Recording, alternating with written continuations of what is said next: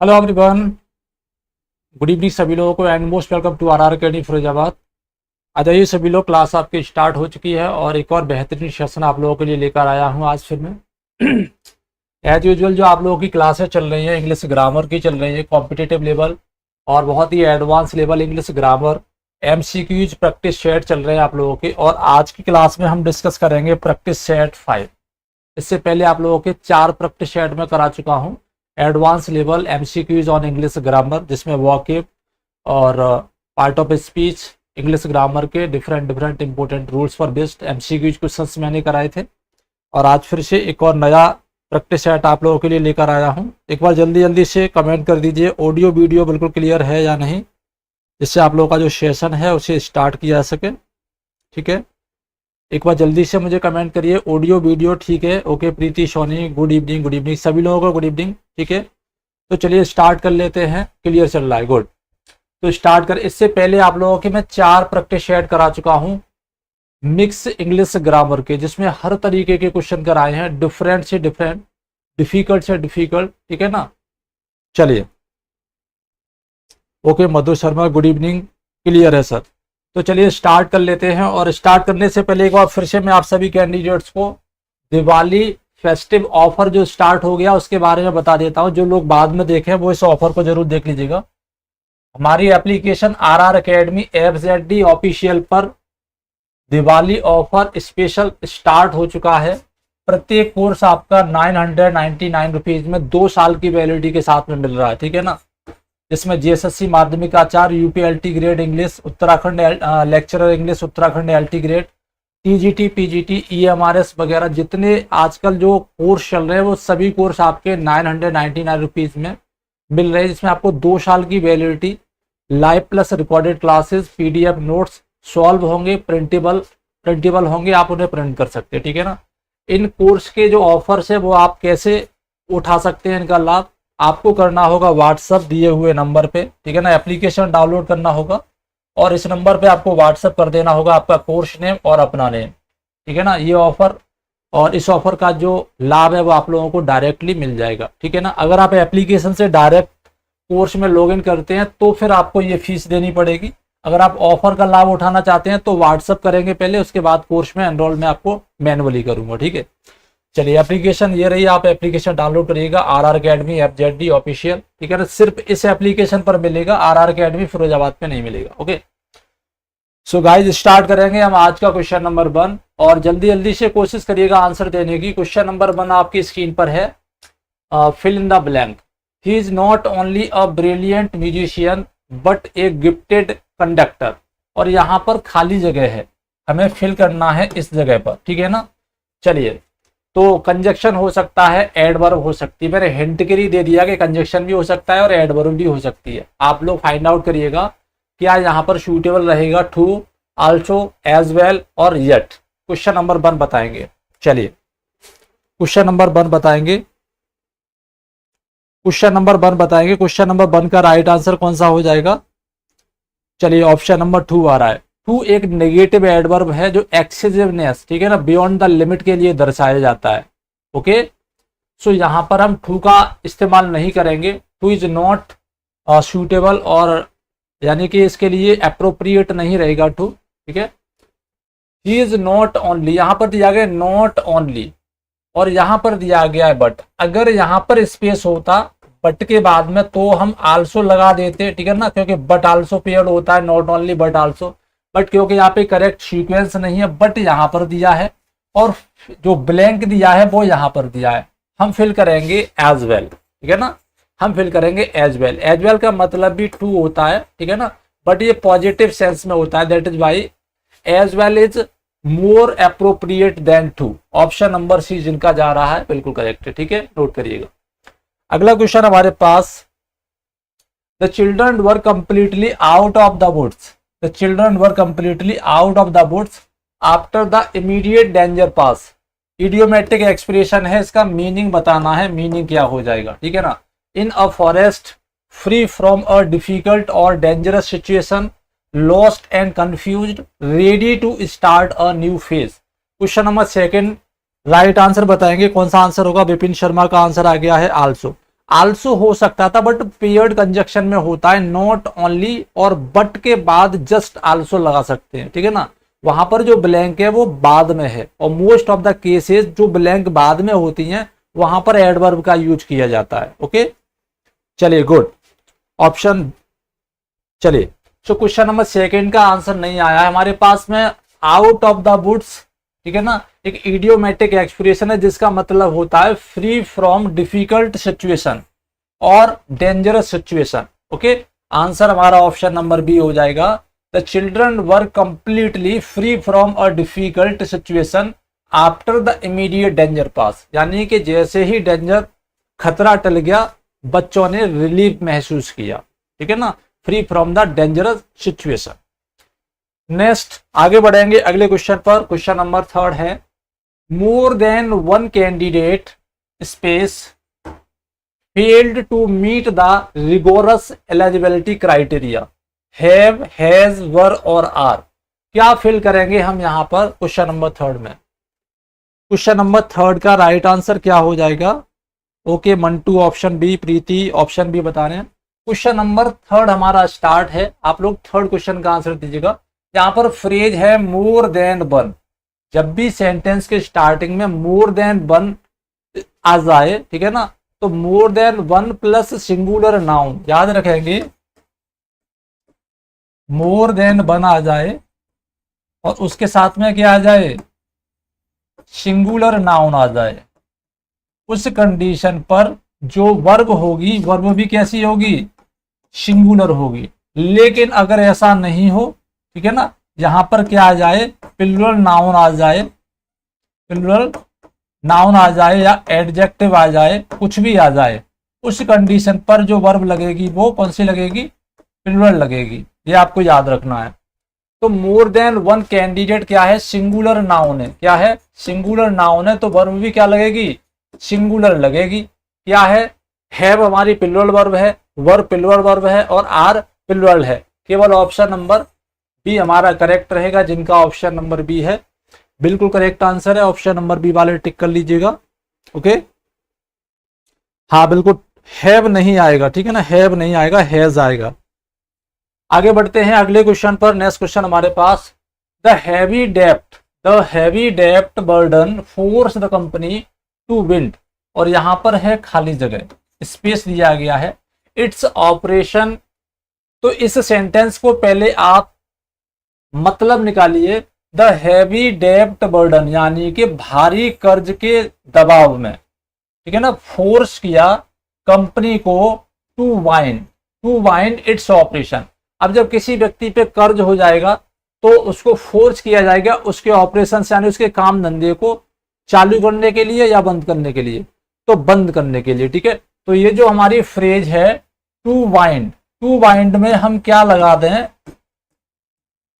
जिससे इसका मतलब हो जाए टू क्लोज। क्या हो जाए, टू क्लोज यानी कि बंद कर देना, ठीक है ना।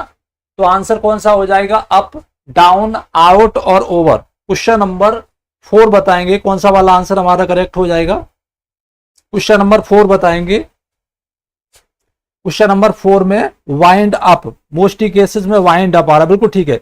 वाइंड अप का मतलब होता है फिनिश और एंड समथिंग, ठीक है ना। वाइंड अप का मतलब है फिनिश और एंड समथिंग, सम एक्टिविटीज, किसी काम को खत्म कर देना, समाप्त कर देना, बंद कर देना। ओके, चलिए यहां पर हम विंड डाउन का इस्तेमाल भी कर सकते हैं। मेरी बात को समझिएगा, अगर हम यहां पर विंड अप का यूज कर दें तो, और विंड डाउन का यूज कर दें तो,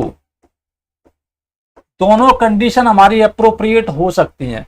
विंड अप का मतलब होता है इमीडिएट क्लोज, ठीक है ना, तुरंत बंद कर देना, तुरंत स्टॉप कर देना, ठीक है ना, तुरंत बंद कर देना, तुरंत किसी काम को बंद कर देना, ठीक है ना। विंड डाउन का इस्तेमाल करते हैं धीमे धीमे, क्या करने के लिए, धीरे धीरे बंद करने के लिए, धीरे धीरे बंद करना, ठीक है ना, आराम कर लेना, रिलैक्स जिसे बोल सकते हैं, ठीक है ना, रिलैक्स इन ऑपरेशन। नोट करना इस चीज को, ठीक है, गुड।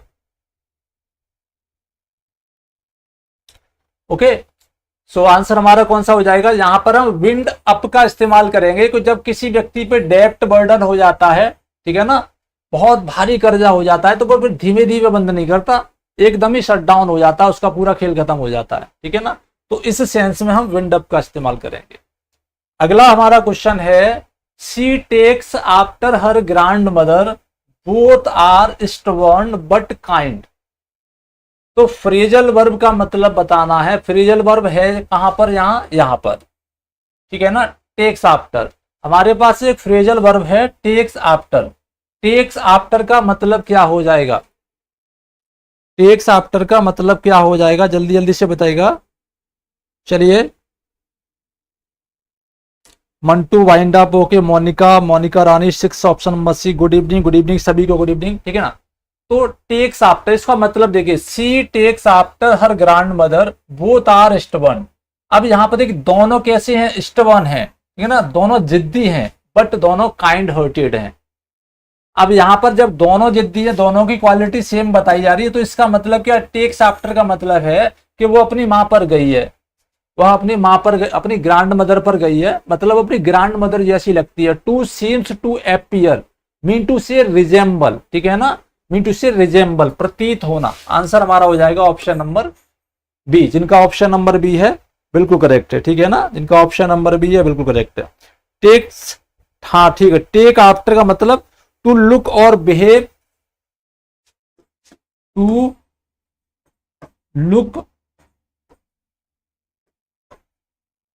और behave like an old relative,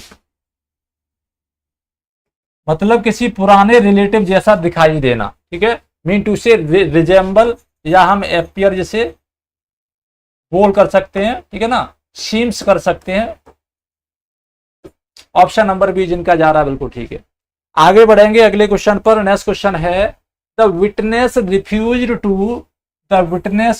to bear the defendants alibi. Alibi का मतलब होता है गवाही, ठीक है ना, कॉन्ट्राडिक्टिंग हिज अर्लियर स्टेटमेंट, यानी कि जो विटनेस है उसने मना कर दिया, किसके लिए, टू बियर। अब टू बियर यहां पर क्या है, एक फ्रेज आ गई, to bear out, to bear with, to bear in और to bear down the defendants alibi, यानी कि जो प्रतिवादी है, प्रतिवादी की जो गवाही थी, उस गवाही को मना कर दिया किसने, विटनेस ने। And it contradict his earlier statement, इसका मतलब यह है कि उसका जो पुराना स्टेटमेंट था उसने वो बदल दिया। तो यहां पर क्या करें, रिफ्यूज टू बियर, इसका मतलब हो जाएगा क्या, टू प्रूव, यानी किसी बात को प्रूव कर देना, किसी बात को सच साबित कर देना, किसी बात का पक्ष ले लेना। तो बियर आउट करेंगे, बियर विद करेंगे, बियर इन करेंगे और बियर डाउन करेंगे। कौन सा वाला आंसर करेक्ट हो जाएगा, ठीक है, बियर आउट। टू सपोर्ट और टू कंफर्म, ठीक है ना, टू सपोर्ट या टू कंफर्म,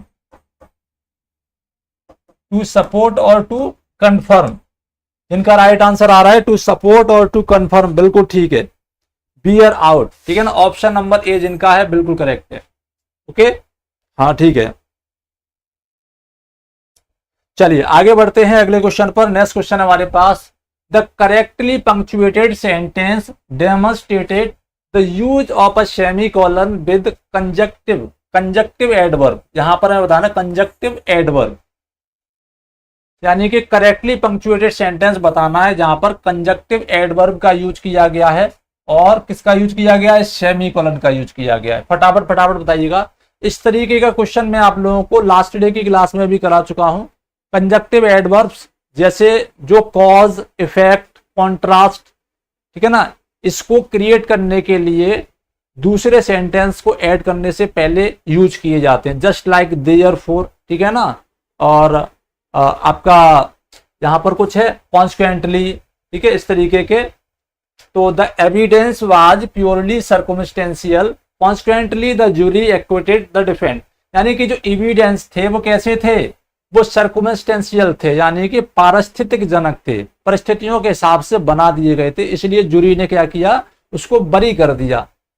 तो यहां पर देखिए, द एविडेंस वाज प्योरली सर्कमस्टेंटेड, यहां पर जो कंजक्टिव एडवर्ब है वो क्या है, कॉन्स्टेंटली, ठीक है ना, कॉन्स्टेंटली, जो कि इफेक्ट बता रहा है। और जो कंजक्टिव एडवर्ब होते हैं, कंजक्टिव एडवर्ब हमारे किसी भी क्लॉज में आ जाए उनके बाद में हम कॉमा का यूज करते हैं, जो कि यहां पर किया गया है, ठीक है। अच्छा, यहां पर सेमी कोलन की बात हो रही है, तो सेमी कोलन का यूज मैं आपको कई बार बता चुका हूं। सेमी कोलन का यूज टू इंडिपेंडेंट क्लॉजेस को जोड़ने के लिए किया जाता है, बशर्ते वहां पर कोई कंजक्शन यूज न किया गया हो, जैसे बट, फॉर, एंड, इस तरीके का कोई कंजक्शन यूज नहीं किया गया हो।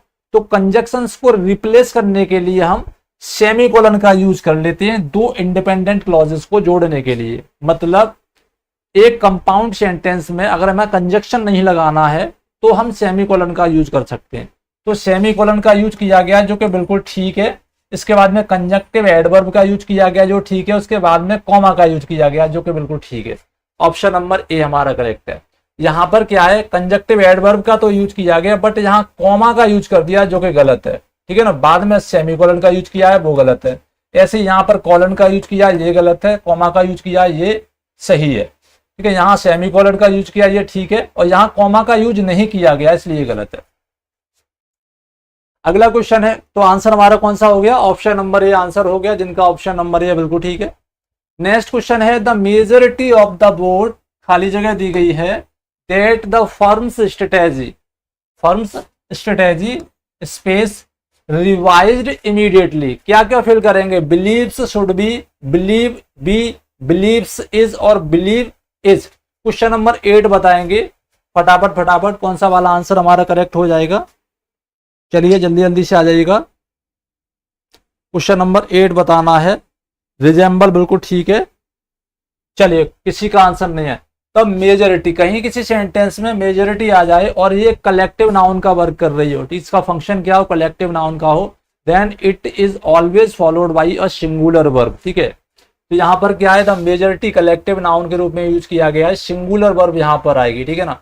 तो सिंगुलर वर्ब कहाँ पर है, एक तो बिलीव्स है, ठीक है ना, और एक ये बिलीव्स है। दोनों को हटा दीजिए, बी और डी को हटा दीजिए।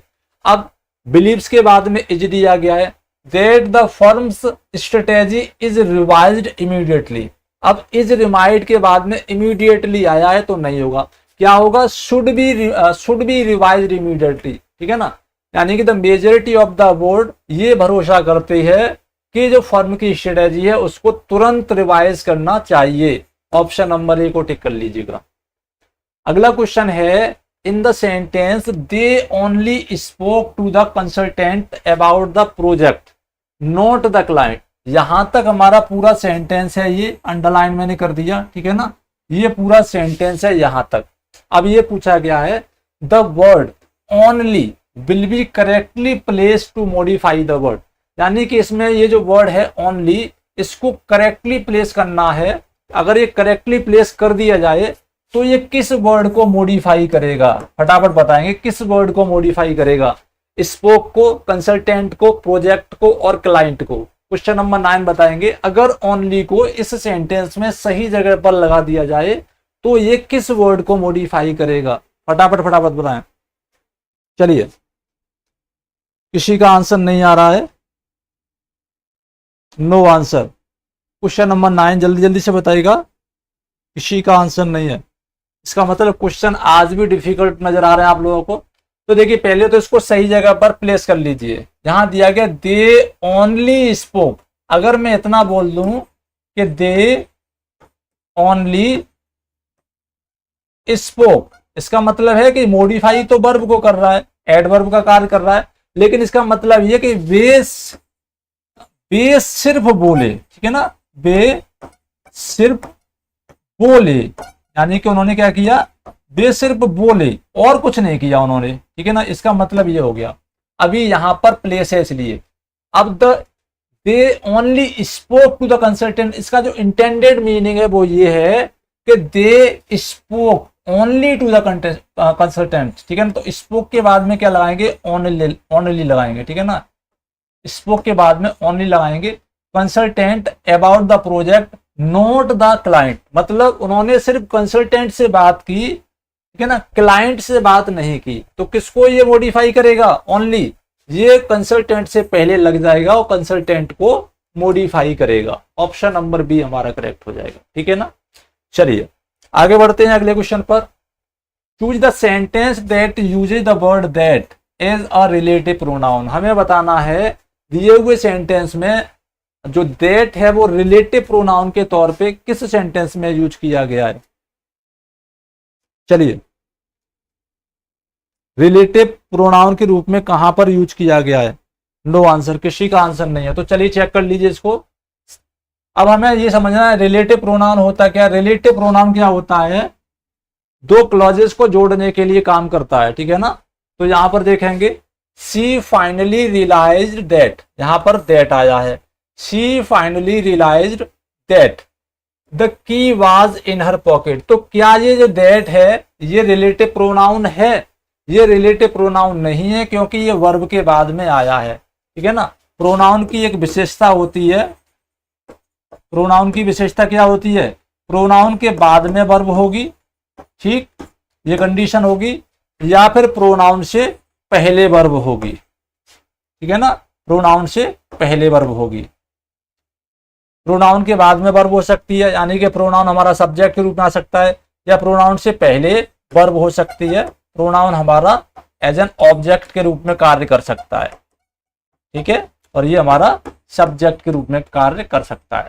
तो यहां पर देखिए she finally realised, she finally realised that the key was in her pocket. Relative pronoun है क्या यहाँ पर। The argument is that, the argument is that the current budget is unsustainable, और यहां पर है the decision that they made surprise everyone. तो relative pronoun के तौर पे हमें देखना है कौन सा वाला है। तो यहां पर ये क्या है, ये नाउन क्लॉज का काम कर रहा है, ठीक है ना। क्या कर रहा है, नाउन क्लॉज का काम कर रहा है। रियलाइज के बाद में, रियलाइज के बाद में क्या है, ऑब्जेक्ट का काम कर रहा है। That the key was in her pocket, तो ये हमारा नाउन क्लॉज है, नाउन क्लॉज है, ठीक है ना। यानी कि दैट जो है यहाँ पर ये हमारा यानी कि नाउन क्लॉज मार्कर हो जाएगा। आर्गुमेंट इज दैट, यहां पर भी क्या है, ये नाउन क्लॉज मार्कर है। यहां पर देखिए द डिसीजन, डिसीजन को मॉडिफाई कर रहा है ये इसका एंटीसेडेंट है। क्या है, एंटीसेडेंट है,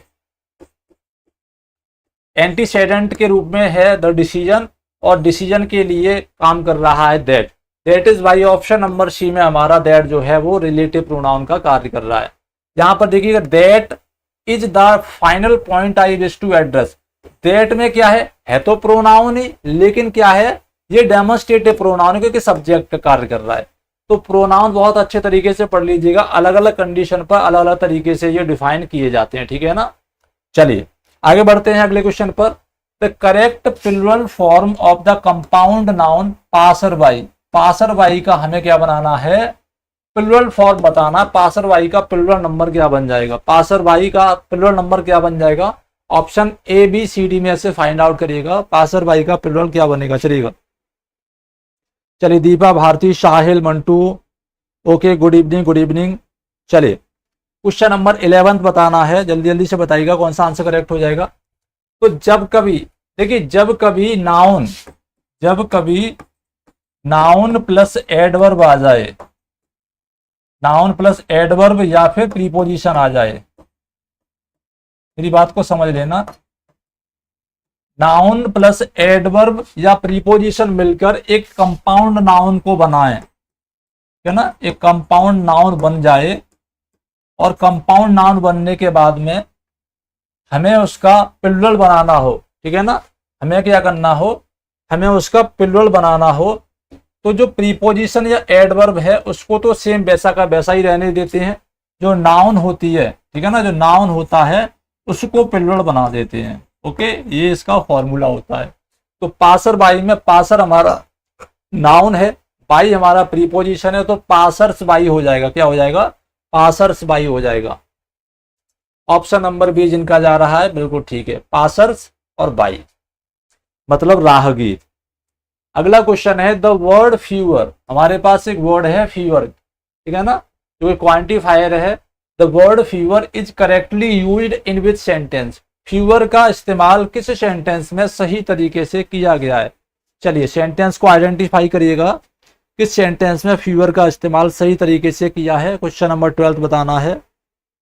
और किसी का आंसर नहीं है। थोड़ा सा जल्दी जल्दी से करिए जिससे ज्यादा से ज्यादा क्वेश्चन हो पाए, नहीं तो मैं थोड़े से क्वेश्चन करा के क्लास को खत्म कर दूंगा, ठीक है। नो आंसर, किसी का आंसर नहीं है। एक बार जरा ये बताइए क्वेश्चन आप लोगों को कैसे लग रहे हैं, डिफिकल्ट लग रहे हैं, इजी लग रहे हैं, मॉडरेट लग रहे हैं, आ रहे हैं या नहीं आ रहे हैं, समझ में आ रहा है कि नहीं आ रहा है, जो मैं बता रहा हूँ वो आप समझ रहे हैं या नहीं समझ रहे हैं, अंडरस्टैंड कर पा रहे हैं या नहीं कर पा रहे हैं, एक बार कमेंट में बताइए। तो द वर्ड फीवर क्वांटिफायर है, ठीक है ना, is correctly used in which sentence, तो फ्यू, फीवर, फ्यूवेस्ट, ठीक है ना, ये क्या है, कंपैरेटिव फॉर्म है। फ्यू का इस्तेमाल हम कब करते हैं, फ्यू का इस्तेमाल कुछ के लिए करते हैं, कुछ के लिए, ठीक है ना, पॉजिटिव सेंस में। और किसके साथ में करते हैं, प्लूरल नाउन के साथ में, ठीक है ना, यानी कि बहुवचन नाउन के साथ में। और यहां पर देखिएगा बहुवचन नाउन कहां पर है, बहुवचन संज्ञा, the research team faced fever, और यहां पर दिया है अमाउंट। अमाउंट क्या है, अमाउंट एक यूनिट है, बट यूनिट एक ऐसी है अनकाउंटेबल है, ठीक है ना। प्लूरल, हाँ, फीवर का इस्तेमाल हम प्लूरल काउंटेबल नाउन के लिए करते हैं, मैंने यहाँ पे लिख नहीं पाया है, प्लूरल काउंटेबल नाउन, ठीक है ना, फीवर का इस्तेमाल प्लूरल काउंटेबल के लिए करते हैं। अब अमाउंट क्या है, अनकाउंटेबल नाउन है, ठीक है ना, तो यहां पर हम फीवर का इस्तेमाल नहीं करेंगे, फीवर की जगह पर हम लेसर या लेस का इस्तेमाल कर सकते हैं, ठीक है। The merger will lead to fewer profits, profits भी हमारा क्या है, ये भी अनकाउंटेबल है, यहाँ पर फ्यूअर का इस्तेमाल किया है तो लेस प्रॉफिट कर सकते हैं यहाँ पे, ठीक है। वी नीड फ्यूअर, यहाँ पर फ्यूअर का इस्तेमाल किया है। एफोर्ट भी क्या है, अनकाउंटेबल नाउन है, तो यहाँ पर भी नहीं होगा, लेस कर सकते हैं इस जगह पे। देयर वर फ्यूअर और क्लाइंट्स, क्लाइंट्स क्या है, प्लूरल काउंटेबल नाउन है, और इसके साथ में हमारा जो फ्यूअर है वो सूटेबल है। Option number D will be correct answer. Next one, अगला क्वेश्चन है द वर्ड सिंस, यहां पर सिंस का फंक्शन बताया जा रहा है कि the word since function as a subordinating conjunction in which sentence, किस सेंटेंस में सिंस सबऑर्डिनेटिंग कंजक्शन का फंक्शन कर रहा है, सबऑर्डिनेटिंग कंजक्शन के रूप में यूज किया गया है। तो सेंटेंस पढ़ेंगे, I haven't seen the final report since Tuesday. अगर हम सेंटेंस में ऑप्शन ए को चेक करें तो सिंस ट्यूजडे आया है, क्या आया है, सिंस ट्यूजडे आया है, I haven't seen the final report since Tuesday. तो सिंस यहां पर क्या है, ठीक है ना, यहां पर प्रीपोजिशन के रूप में काम कर रहा है। Since the document was confidential, क्योंकि डॉक्यूमेंट कैसा था, कॉन्फिडेंशियल था। वी कुडंट शेयर इट, तो ऑप्शन नंबर बी हमारा करेक्ट हो जाएगा, सबऑर्डिनेटिंग कंजक्शन के रूप में ये कार्य कर रहा है यहां पर, ठीक है ना। The project has expanded greatly since, यहां पर भी प्रीपोजिशनल यूज किया गया है। They have been here since yesterday, यहां पर भी प्रीपोजिशन के रूप में कार्य किया है, ठीक है। तो ऑप्शन नंबर बी हमारा करेक्ट हो जाएगा। एक बार देख लेता हूं कितने कैंडिडेट्स की कमेंट आ रही है, ठीक है, उसके बाद में आगे बढ़ेंगे। चलिए आगे बढ़ते हैं। नेक्स्ट अगला क्वेश्चन हमारे पास, in the sentence they made him to resign immediately, ये सेंटेंस ध्यान से पढ़ लीजिएगा, they made him to resign immediately, the error lies in the use of the main verb subject bare infinitive preposition. इस sentence में कहां पर error है, ठीक है ना, कहां पर एरर है, गलती बतानी है कि गलती क्या है सेंटेंस में। क्वेश्चन नंबर 14 बताना है किस चीज के यूज में गलती है, they made him to resign immediately. Question number 14 बताइए। चलिए क्वेश्चन नंबर 14 बताना है। नो आंसर, किसी का आंसर नहीं आ रहा है, कोई दिक्कत नहीं है। तो सेंटेंस को जब हम पढ़ेंगे, they made him to resign immediately, यहां पर मेड का जो यूज किया है एक पॉजिटिव वर्ब के रूप में यूज किया है। मेक की सेकेंड फॉर्म क्या है, मेड, ठीक है ना। जब मेड का यूज हम खुद किसी काम को न करने के बजाय किसी और से करवाने के लिए करते हैं, ठीक है ना, तो पॉजिटिव वर्ब कहा जाता है, मेड बाय समवन एल्स। तो दे मेड हिम, ठीक है ना, उन्होंने उसको करवाया, क्या करवाया, रिजाइन करवाया। तो पॉजिटिव वर्ब के बाद में बेयर इनफाइनेटिव का यूज करते हैं, मतलब विदाउट टू वर्ब की बेस फॉर्म लगाते हैं, तो यहां से टू रिमूव कर देंगे, मतलब जो यूज किया गया है वो गलत किया गया है, टू और रिजाइन का। तो वेयर इनफाइनेटिव की यहाँ पर एरर है, ठीक है। ऑप्शन नंबर सी हमारा करेक्ट रहेगा। नेक्स्ट क्वेश्चन है the word that can function as both a common noun and an adjective, यानी ऐसा वर्ड जो कॉमन नाउन और एडजेक्टिव दोनों का फंक्शन कर सकता है, वह वर्ड कौन सा है। आपके पास है ट्रुथ, नॉलेज, प्रिंसिपल और इंटीग्रिटी। चलिए क्वेश्चन नंबर 15 बताना है, ऐसा कौन सा वर्ड है जो कॉमन नाउन और क्या है एडजेक्टिव दोनों के रूप में कार्य कर सकता है। तो चलिए चेक कर लेते हैं। अगर हम ट्रुथ की बात करें तो ट्रुथ हमारा सिर्फ एब्स्ट्रैक्ट नाउन है, ठीक है ना। ट्रुथ के साथ में दूसरा नाउन लगा सकते हैं क्या, अगर लगा सकते हैं तो एडजेक्टिव बन सकता है, ठीक है ना। बट ट्रुथ के साथ में दूसरा नाउन नहीं लगा सकते, दैट इज वाई ये सिर्फ नाउन ही रहेगा। नॉलेज के साथ में अगर दूसरा नाउन लगा सकते हैं तो ये एडजेक्टिव बन सकता है, ठीक है ना। प्रोनाउन लगा सकते हैं तो एडजेक्टिव बन सकता है, लेकिन नहीं लगा सकते इसलिए सिर्फ नाउन ही रहेगा। प्रिंसिपल के साथ में अगर देखिए, प्रिंसिपल हमारा क्या है, कॉमन नाउन है। अगर इसके साथ में कोई दूसरा नाउन हम लगा सकते हैं तो ये एडजेक्टिव का फंक्शन कर सकता है। मान लीजिए मैंने लिखा प्रिंसिपल, प्रिंसिपल का मतलब है प्रधानाचार्य। अगर मैंने इसके साथ में लगा दिया प्रिंसिपल अमाउंट, क्या लगा दिया, प्रिंसिपल अमाउंट, तो ये क्या फंक्शन कर रहा है, तो ये एडजेक्टिव का फंक्शन कर रहा है। मतलब ये हो गया कि प्रिंसिपल ऐसा वर्ड है जो एडजेक्टिव और नाउन, कॉमन नाउन दोनों के रूप में फंक्शन कर सकता है। अगला क्वेश्चन है the most accurate one word substitution for the phrase a person without a settled home, यानी ऐसा व्यक्ति जिसके पास सेटल्ड घर नहीं है, रेगुलर वर्क नहीं है, जो इधर उधर भटकता रहता है, उसे क्या कहते हैं। वेग्रेंट, मर्शनरी, ठीक है ना, एंकोराइट और फिलिस्टाइन। क्वेश्चन नंबर 16 बताना है, फटाफट फटाफट बताइएगा। क्वेश्चन नंबर 16 बताइएगा कौन सा आंसर करेक्ट हो जाएगा। क्वेश्चन नंबर 16 का राइट आंसर बताना है। चलिए, मर्शनरी नहीं है, मर्शनरी का मतलब है प्रोफेशनल सोल्जर, मर्शनरी का मतलब है ए प्रोफेशनल सोल्जर, ठीक है ना। हाँ, philistine, philistine is a person hostile to art और कल्चर, यानी जो आर्ट और कल्चर से घृणा करता है। फिलिस्ताइन भी नहीं है। आंसर हमारा क्या हो जाएगा, वेग्रेंट, ठीक है ना। Option number A will be correct answer. जिनका ऑप्शन नंबर ए है बिल्कुल ठीक है। विदाउट सेटल्ड होम और regular work who wander from place to place is vagrant. Okay, चलिए अगला क्वेश्चन है the politician's refusal to answer the question was seen as deliberate prevarication. यहां पर एक वर्ड आया प्रीवेरिकेशन, तो इस वर्ड का हमें मतलब बताना है। Prevarication a direct honest answer, an outright lie, the act of speaking, या फिर अवॉइडिंग द ट्रुथ और सब्टल एडमिशन ऑफ गिल्ट। तो प्रीवेरिकेशन का मतलब होता है to speak out in ambiguous way, अस्पष्ट, अनक्लियर बात करना, ठीक है ना, अस्पष्ट बात करना जिससे लोग समझ ही ना पाए। सो आंसर हमारा क्या हो जाएगा, द एक्ट ऑफ स्पीकिंग एविसिबली, या फिर अवॉइडिंग द ट्रुथ, या एम्बिगियस स्टाइल में बोल देना। ऑप्शन नंबर सी जिनका जा रहा होगा बिल्कुल करेक्ट है। नेक्स्ट वन, अगला क्वेश्चन है he utterly phlegmatic during the crisis. Vocabulary बतानी है, तो हाईली फ्लेमेटिक का मतलब बताना। फ्लेमेटिक का मतलब क्या हो जाएगा, highly emotional, having an extremely nervous temperature, having an unemotional and stolidity calm disposition. तो फ्लेमेटिक का मतलब है हैविंग एन अन इमोशनल, ठीक है ना। ऑप्शन नंबर सी हमारा करेक्ट रहेगा। जिनका ऑप्शन नंबर सी है बिल्कुल करेक्ट है। नेक्स्ट वन हमारे पास क्वेश्चन 19 है द कंपनीज फ्यूचर सक्सेस हिंग्स, यानी कंपनी का जो फ्यूचर है, ठीक है ना, कंपनी का जो फ्यूचर सक्सेस है, भविष्य में सफलता है, हिंग्स। तो हिंग्स के साथ में हमारी प्रीपोजिशन फिक्स रहती है। हिंग्स का मतलब है डिपेंड, और हिंग्स के साथ में हम कौन सी प्रीपोजिशन लगाते हैं जो फिक्स रहती है, hinges on, hinges at, hinges with और ओवर। फटाफट फटाफट बताइएगा, चलिए जल्दी जल्दी से।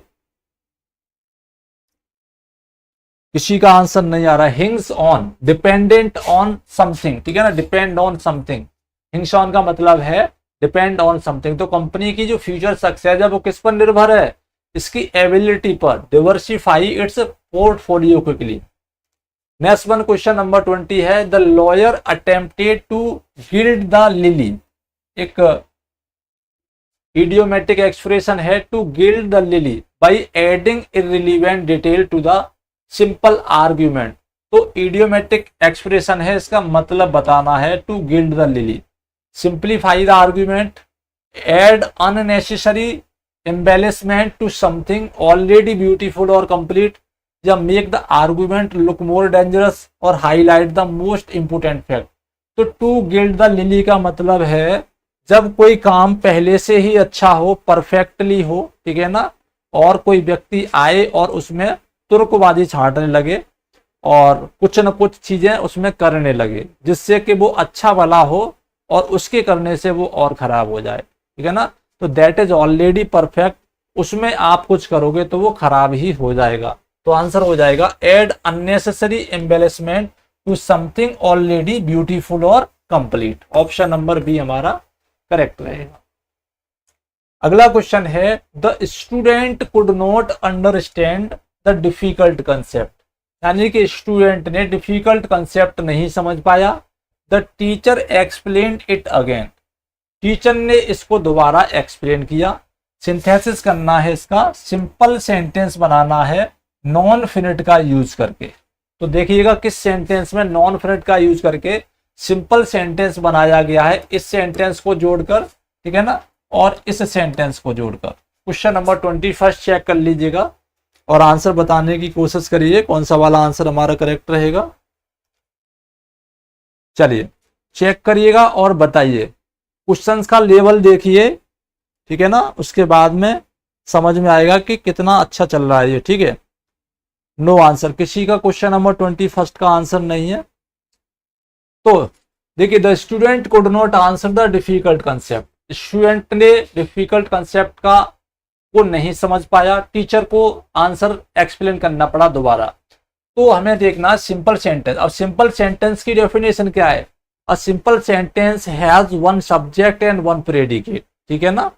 तो इसमें वन सब्जेक्ट और वन प्रेडिकेट होना चाहिए। द स्टूडेंट वन सब्जेक्ट हो गया, कुड नॉट अंडरस्टैंड, ठीक है ना, प्रेडिकेटिव स्टार्ट हो गया यहाँ से, द डिफिकल्ट कंसेप्ट। अब यहाँ से देखिए दूसरा क्लॉज स्टार्ट हो गया, तो ये हमारा क्या है, सिंपल सेंटेंस नहीं है, कंपाउंड सेंटेंस है।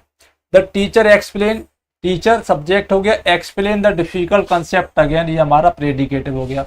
इसके बाद में realising the student could not, ये हमारा दूसरा क्लॉज हो गया जो कि यहाँ पर अप्रोप्रिएट नहीं है, ये वाला भी नहीं होगा। Unable to understand the difficult concept, यानी कि डिफिकल्ट कंसेप्ट को समझने में असमर्थ होने के कारण the teacher explain it again. अब वैसे तो ये ठीक है, बट यहाँ पर ये एम्बिगुएंट है, ये स्पष्ट नहीं है कि बात किसके लिए हो रही है ये, दैट इज वाई ये अप्रोप्रिएट नहीं है। Unable to understand the difficult concept, ठीक है ना, डिफिकल्ट कंसेप्ट समझ में न आने के कारण क्या हुआ, द स्टूडेंट, अब देखिए गॉट क्या है, यहाँ पर कॉजेटिव वर्ब के रूप में गॉट का इस्तेमाल कर दिया है, ठीक है ना, got the teacher to explain again. अब टू एक्सप्लेन यहाँ पर क्या किया है, नॉन फिनिट का यूज कर दिया, that is by option number D हमारा करेक्ट हो जाएगा। The problem was so complex, the problem was so complex that it seemed impossible, कि ये ऐसी प्रतीत होती है कि इम्पॉसिबल है क्या करने के लिए, to shift the irrelevant fact and find the root cause, यानी कि इर्रिलेवेंट फैक्ट और इसकी जो कारण है उसकी जड़ निकालने के लिए, जड़ पर पहुंचने के लिए इम्पॉसिबल है। तो टू शिफ्ट के साथ में हमें क्या करना है, टू शिफ्ट के साथ में हमें एक प्रीपोजिशन और लगानी है, to shift through, to shift out, to shift up और टू शिफ्ट विद। कौन सा वाला आंसर हमारा करेक्ट हो जाएगा क्वेश्चन नंबर 21 का? चलिए राइट आंसर बताइएगा। No answer. चलिए क्वेश्चन नंबर 22 बताना है, ठीक है, शिफ्ट आउट, ठीक है ना, to shift plus out, to shift out का मतलब है to remove irrelevant fact from something, ठीक है ना, अननेसेसरी फैक्ट को रिमूव करने के लिए शिफ्ट आउट का इस्तेमाल करते हैं। शिफ्ट आउट मतलब रिमूव कर देना, हटा देना। ऑप्शन नंबर बी जिनका जा रहा है बिल्कुल करेक्ट है। आगे बढ़ेंगे अगले क्वेश्चन पर। Which salutation is most appropriate when writing a formal letter. चलिए जल्दी से बताएंगे कौन सा वाला आंसर करेक्ट होगा।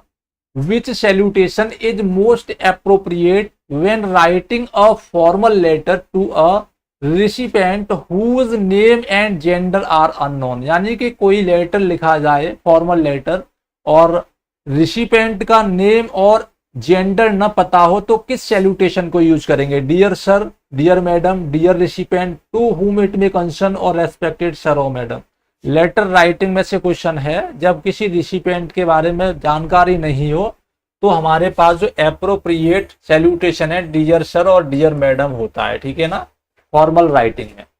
अगला क्वेश्चन हमारे पास क्वेश्चन नंबर दिया गया है। Which closing phrase is correctly paired with the most common corresponding salutation in a formal letter. Salutation के साथ में, ठीक है ना, करेक्टली पेयर्ड बताना है फॉर्मल लेटर में। तो डियर सर के साथ में योर्स फेथफुली हो सकता है, डियर मिस्टर स्मिथ के साथ में सिंसियरली हो सकता है, रेस्पेक्टेड प्रिंसिपल के साथ में क्या योर्स ट्रूली हो सकता है, डियर सर या मैडम के साथ में योर सिंसियरली हो सकता है। तो यहां पर जो चीजें हैं वो समझिएगा क्या होता है, वो मैं आपको बता देता हूं। जब फॉर्मल लेटर में हमारा डियर सर और डियर मैडम होता है तो एप्रोप्रिएट जो क्लोजिंग है वो योर्स फेथफुली होती है, ठीक है ना, ये हमारा बिल्कुल करेक्ट पेयर्ड है। डियर मिस्टर स्मिथ या डियर मिस्टर कुमार, डियर यानी कि जब हमारे पास किसी की जानकारी है, इनफॉर्मल वे में हम सैल्यूटेशन का यूज कर रहे हैं तो हम वहां पर क्या कर सकते हैं, योर लविंगली, योर सिंसियरली का यूज कर सकते हैं, ठीक है ना। तो यहाँ पर डियर मैडम, डियर सर के साथ में योर सिंसियरली का यूज किया है, जो सही पेयर नहीं है। डियर मिस्टर स्मिथ के साथ में सिंसियरली का यूज किया गया, ये सही पेयर नहीं है। रेस्पेक्टेड प्रिंसिपल के साथ में योर फेथफुली का यूज करेंगे, ये सही नहीं है। तो केवल ऑप्शन नंबर ये हमारा करेक्ट है, ठीक है। आगे बढ़ते हैं अगले क्वेश्चन पर।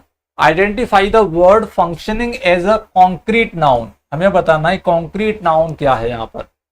His integrity was rewarded with a promotion and a gold watch. फटाफट बताएंगे इसमें कॉन्क्रीट नाउन कौन सा है। इंटीग्रिटी है, प्रमोशन है, गोल्ड वॉच है। क्वेश्चन नंबर 25 बताएंगे। कॉन्क्रीट नाउन बताना है। कॉन्क्रीट नाउन क्या होता है, जो फिजिकल ऑब्जेक्ट हैं जिन्हें हम अपने 5 ऑर्गन से, 5 सेंस ऑफ ऑर्गन से कंसीव कर सकते हैं, छू सकते हैं, देख सकते हैं, खा सकते हैं, पी सकते हैं, टच कर सकते हैं, ठीक है ना, वो हमारे क्या होते हैं, कॉन्क्रीट नाउन होते हैं। चलिए तो इसमें आपको कॉन्क्रीट नाउन बताना है। Chintu Kumar, Imran Khan, 25 option D watch बता रहे हैं, शाहिल मुर्मू। चलिए चेक कर लेते हैं। तो इंटीग्रिटी क्या है, इंटीग्रिटी यहां पर क्या है, डिटर्मिनेशन, ठीक है ना, ये हमारी कॉन्क्रीट नाउन नहीं है, एब्स्ट्रैक्ट नाउन है। प्रमोशन भी एब्स्ट्रैक्ट नाउन है, ठीक है ना। गोल्ड, अब यहां पर देखिए, in the sense of this sentence, यहां वैसे गोल्ड क्या है, वैसे तो गोल्ड हमारा कॉन्क्रीट नाउन है, बट यहां देखिए his integrity was rewarded with the promotion and a gold watch. यहां पर गोल्ड क्या है, यहां पर गोल्ड एडजेक्टिव है न कि नाउन है, दैट इज वाई गोल्ड यहां पर नाउन नहीं है, वॉच है कॉन्क्रीट, ठीक है ना। ऑप्शन नंबर डी हमारा करेक्ट रहेगा, ठीक है ना। तो एग्जाम में ऐसी चीजों से बचना है कि यहाँ ऑप्शंस में तो कुछ का मतलब कुछ और हो सकता है, बट आपको अगर कॉन्टेक्स्ट दिया गया तो आपको पहले उसे पढ़ना है, उसके अकॉर्डिंग कोई पार्ट ऑफ स्पीच जो फंक्शन कर रही है उसका आंसर देना है। अगला क्वेश्चन है, the word none function as indefinite pronoun in which sentence. यानी नन कहां पर एज एन इंडेफिनिट प्रोनाउन का काम कर रहा है। तो none of the solution were easy to implement, none other than the CEO authorise the deal, none were show brave as the mountaineers, और he received none of the credit he deserve. तो यहां पर none का use करना है indefinite pronoun के रूप में। कहां पर हुआ है चेक कर लीजिए, नन का यूज इंडेफिनिट प्रोनाउन के रूप में कहां पर हुआ है। चलिए भाई जल्दी से, चिंटू कुमार 26 ऑप्शन सी बता रहे हैं, जल्दी जल्दी से बताइएगा। क्वेश्चन नंबर 26 का राइट आंसर क्या हो जाएगा। चलिए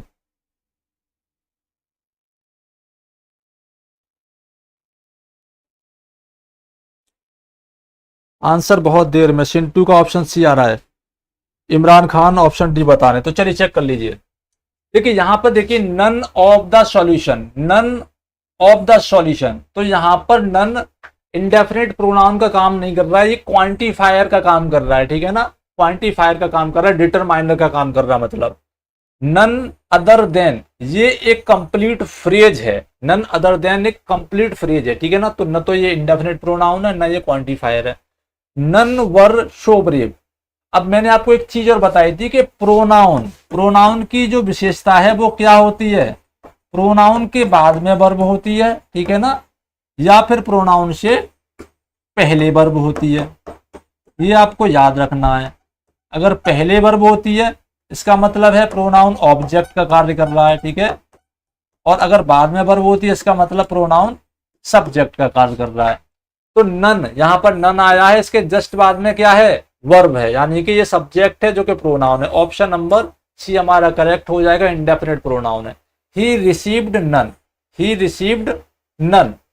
अब यहां पर क्या है, none, he received none of the credit, none of the credit. तो यहां पर ये क्या है, एडजेक्टिव है, क्या है ये, एडजेक्टिव का कार्य कर रहा है, हम इसको क्वांटिफायर बोल सकते हैं, ठीक है ना। So option C will be correct, केवल ऑप्शन सी में हमारा इंडेफिनिट प्रोनाउन है। The word that in the sentence the truth, यहां पर दिया गया है that, the word that in the sentence the truth is that he failed to report the incident function as, यानी that किस तरीके का फंक्शन कर रहा है इसमें, the truth is that he failed to report the incident.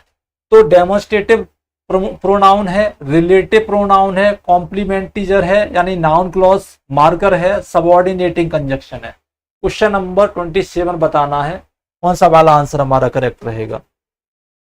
चलिए चिंटू का आंसर ऑप्शन सी आ रहा है, तो चेक कर लेते हैं। देखिए द ट्रूथ इज, इज क्या है, हमारी इंट्रांजिटिव वर्ब है, और इसके बाद में क्या है हमारा, द ट्रूथ इज दैट, ये पूरा का पूरा क्या है, ये नाउन क्लॉज है, क्योंकि वर्ब के बाद में कॉम्प्लीमेंट के तौर पे अगर कुछ ऐड किया जाता है तो वो नाउन का काम करता है, ठीक है ना।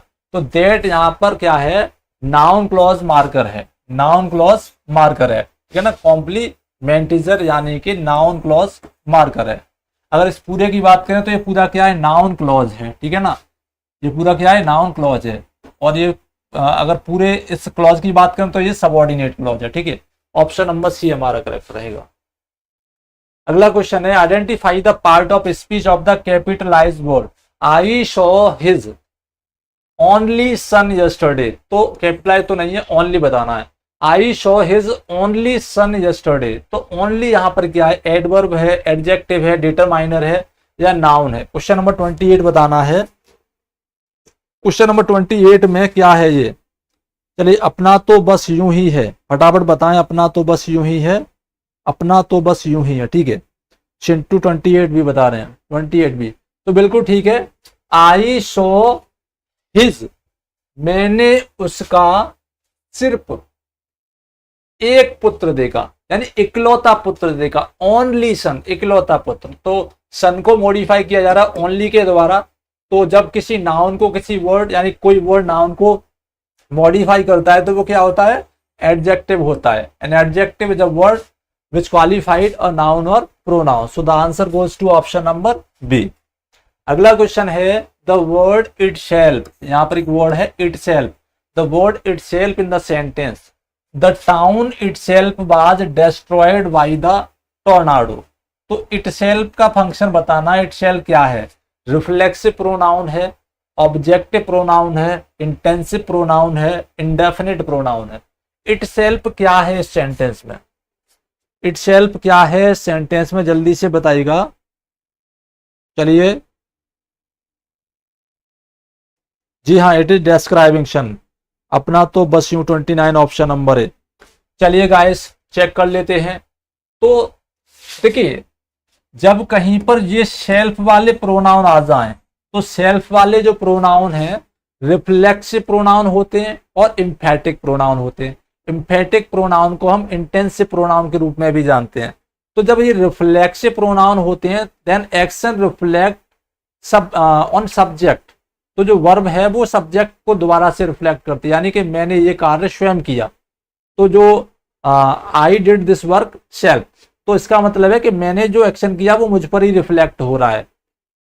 लेकिन जब कोई इंटेंसिफाइड किया जा रहा है, मान लो इट सेल्फ को अगर हम इंटेंसिव प्रोनाउन के रूप में यूज करेंगे तो ये अपने पहले आने वाले नाउन या प्रोनाउन को मॉडिफाई करता है, ठीक है ना, उस पर इसका जो इफेक्ट है वो पड़ता है। तो इंटेंसिव प्रोनाउन हमेशा अपने से पहले वाले नाउन की विशेषता बताता है, यानी कि उसको उस पर रिफ्लेक्ट करता है। द टाउन इटसेल्फ, यानी गांव अपने आप, was destroyed by the tornado. Option number C will be correct answer. अगला क्वेश्चन हमारे पास, द वर्ड एदर, यहां पर पूछा जा रहा है either function as an adjective in which sentence. Either को एज एन एडजेक्टिव यूज किया गया है सेंटेंस में, कहां पर किया गया है? You can take either the train or the bus, I don't care either will suffice, और either team could win the championship, और they didn't agree and neither did their manager. तो आप लोग आंसर देते जाइए, मैं इसको बता रहा हूं। हमें क्या ढूंढना है? एडजेक्टिव ढूंढना है एदर के रूप में, ठीक है ना। तो एडजेक्टिव क्या होता है? नाउन या प्रोनाउन को मॉडिफाई करता है। तो देख लेते हैं, यू कैन टेक एदर, तुम ले सकते हो either the train or the बस। एदर और जब यूज होते हैं तो ये कंजक्शन कहलाते हैं। तुम चाहे ट्रेन ले सकते हो या बस ले सकते हो। यहां पर ये कौन से कंजक्शन है? कोऑर्डिनेटिंग कंजक्शन है, ठीक है। ये कौन से हैं?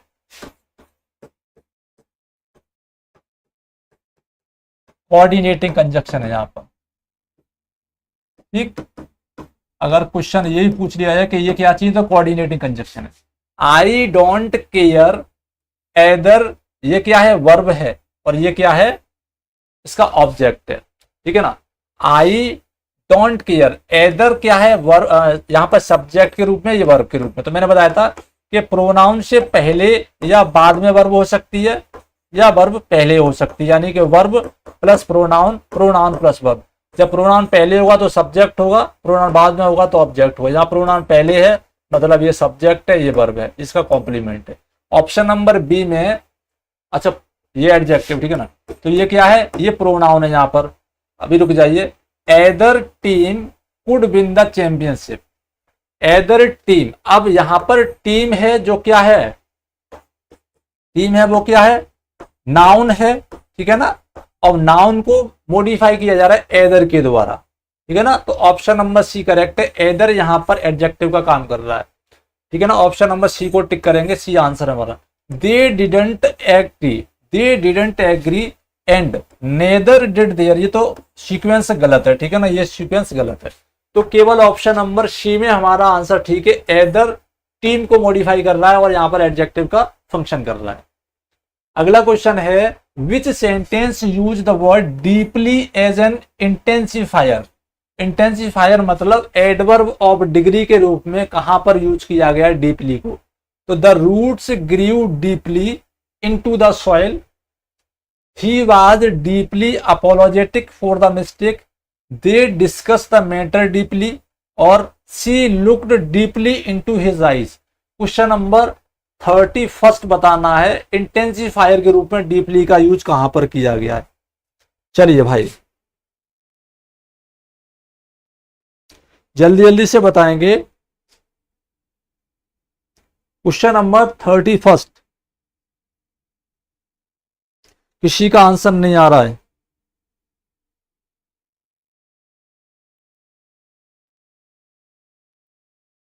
चलिए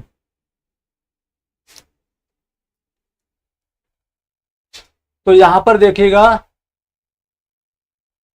adverb of degree, question number 31, option number B. ज्यादातर कैंडिडेट्स का ऑप्शन नंबर बी आ रहा है, बिल्कुल ठीक है। ही वाज डीपली अपोलोजेटिक, तो यहां पर अपोलोजेटिक बताया जा रहा है। अपोलोजेटिक क्या है? एडजेक्टिव है। क्या है? एडजेक्टिव है। अपोलोजेटिक क्या है? एडजेक्टिव है। एडवर्ब ऑफ डिग्री बताना है, तो डीपली मॉडिफाई कर रहा है किसको? अपोलोजेटिक को।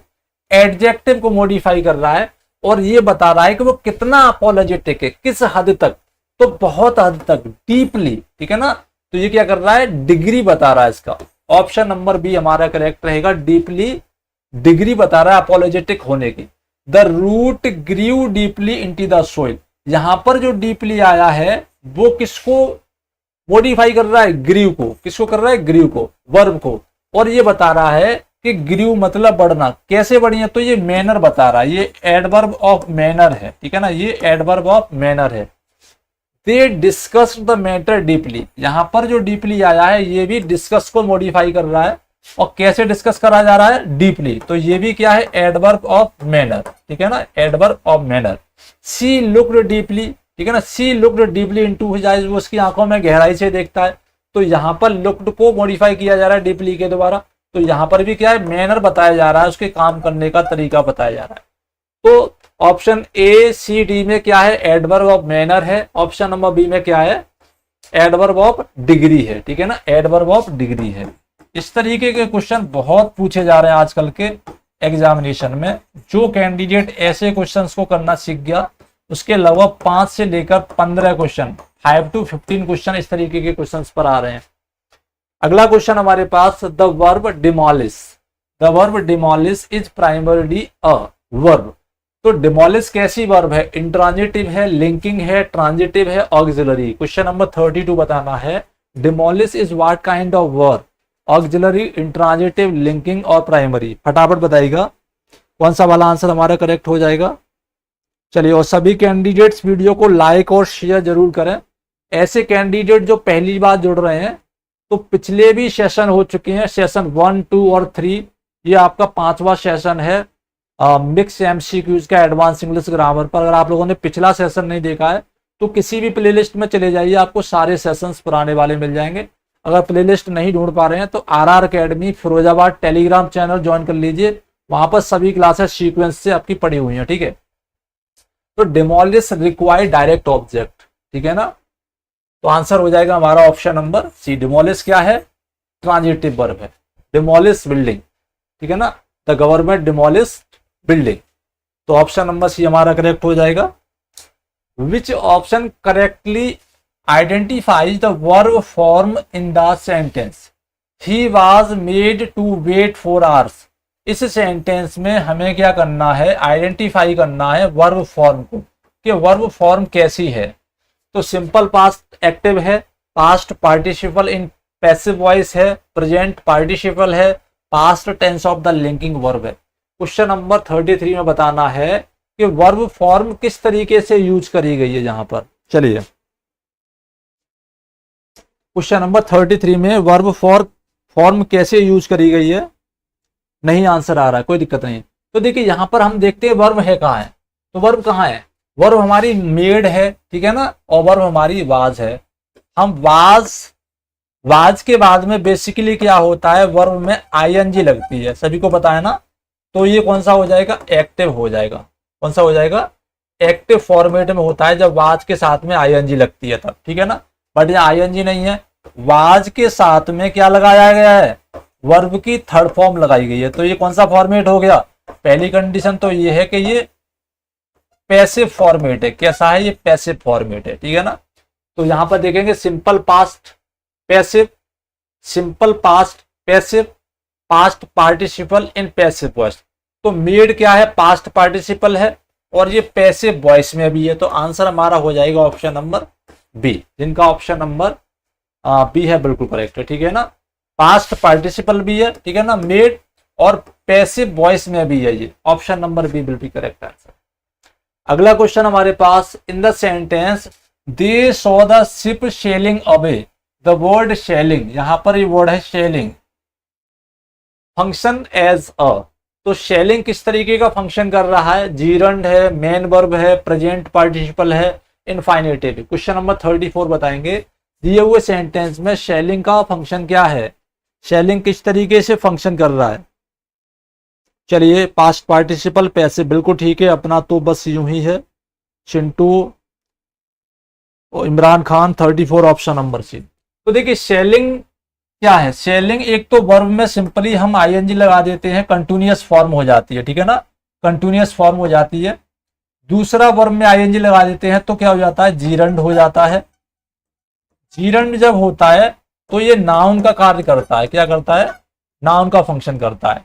और पार्टिसिपल भी होता है। पार्टिसिपल जब होता है, और कौन सा वाला, प्रेजेंट पार्टिसिपल, तब ये एडजेक्टिव का कार्य करता है। ठीक है, तब ये एडजेक्टिव का कार्य करता है। तो यहां पर देखिए, दे सॉ द शिप, उन्होंने जहाज देखा। कैसा देखा, अबे जाते हुए देखा। ऑन गोइंग एक्शन है, ऑन गोइंग एक्शन है। जहाज की विशेषता क्या है, जा रहा है, तो ये क्या है, ये पार्टिसिपल है। ठीक है, और कौन सा पार्टिसिपल है, आईएनजी लगा हुआ, तो प्रेजेंट पार्टिसिपल है। ऑप्शन नंबर सी हमारा करेक्ट हो जाएगा, जिनका ऑप्शन नंबर सी है बिल्कुल करेक्ट है। नेक्स्ट वन हमारे पास क्वेश्चन नंबर 35 है, identify the interjection used to express sudden pain और रियलाइजेशन।